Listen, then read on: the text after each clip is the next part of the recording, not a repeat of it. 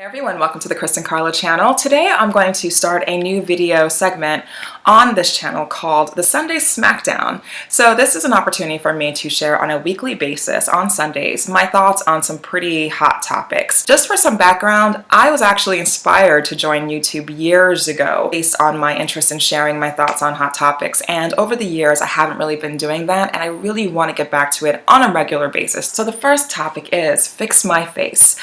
I love this topic because I have had this conversation with so many women. I'll start off with an example. You're a woman walking down the street and a random male passerby randomly says to you, you'd be a lot prettier if you smiled. And they just keep on going.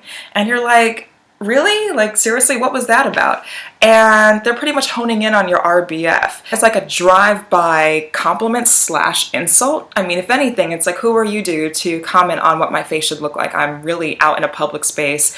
There's no requirement or law as to what my face should look like. And what if I were smiling, I would make your day that much better? It's like, now that I saw that smiling woman walking down the street, I feel so much better about my day. Like, seriously, my expression has nothing to do with how your day is going. So yeah, leave that alone. So I understand completely why so many women would be irritated by that. But at the same time, we all get judged. People judge you within the first few seconds of seeing you walk in a room. So how you're dressed, your overall appearance, but definitely your expression. You could be wearing head to toe gorgeous fashion and have on the best makeup in the world, and your hair could be, rocking. But if you have this expression that's like, leave me the heck alone, this is not my day, and if you talk to me, it won't be your day either, people are going to assess you a certain way and interact with you accordingly based on how they're gauging your expression. But at the same time, I don't think anyone in a public space has the right to tell you what you should look like. Like, really, dude, keep it moving.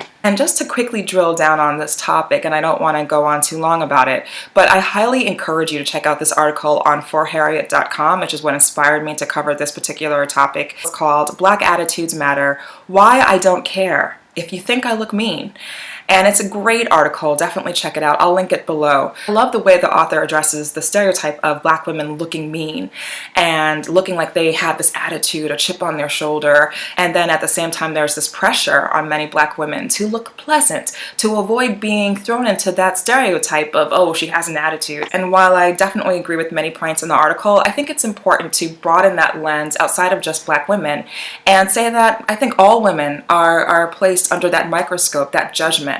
Because how many women, regardless of race, have to deal with the politics of how they communicate certain things, how they appear, even down to their expression, so as to avoid anyone judging them and assuming that they're angry, that they're bitter, or it's their time of the month. So many books and articles are written on this topic where a man can say something in a business setting, for example, and he's fired up and he's really communicating his points with passion, but then a woman says the exact same thing and, ooh, I think she's a little testy today. You might want to back away from her. And maybe something's happening in her personal life that's making her a little bit, a little bit on the irritated side. And so there's this politics and double standard around communication and appearance that women have to deal with on a day-to-day basis. While it really frustrates us as women that there's this pressure out there on a regular basis in public spaces to fix our expression and look a certain way, we do have the right to be free to express ourselves the way that we want to without fear of judgment.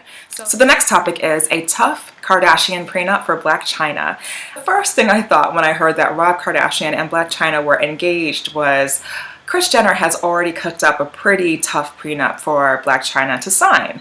And I mean, if you think about Kris Jenner, first of all, she strikes me as like a strong, tough mama bear, protector of the Kardashian estate. I'm sure that estate is incredibly lawyered up. Is there a benefit to Kris Jenner cooking up a prenup? Sure. A prenup has many benefits. It can protect your separate property and support your estate plan. It can clarify any special agreements between both parties. And among many other benefits, it can reduce conflicts and save money if a divorce happens. If I were Blac Chyna and I received a premarital agreement for my review and signature, I would definitely review it and also consult with a lawyer. And not just any lawyer, but a lawyer specifically in family law, someone that can really give me advice as to whether or not this is something I should really consider signing, if I should negotiate, and so forth. Because one of the things you don't want to do is rush on signing a premarital agreement and then really regret it later on. But yeah, this is all just my opinion. Let me know your thoughts in the comments below, and I'll see you next week.